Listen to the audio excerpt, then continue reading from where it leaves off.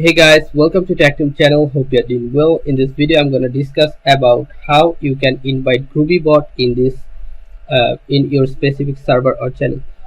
So the saddest part is Groovy bot is not working anymore. So you cannot invite Groovy bot in your server or channel. If you click on open a new tab and write here Groovy bot and click on the first link, you can see here Groovy has ended its service. That means Groovy is not anymore in Discord.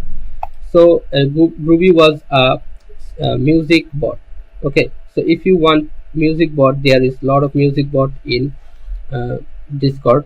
So just right here Discord music bots.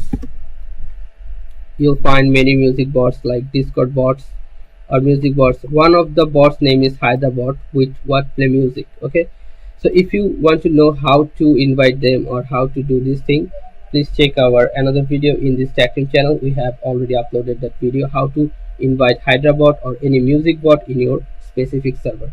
So guys, if you find this video helpful, then please give a thumbs up and don't forget to subscribe the channel. Thank you so much for watching the video.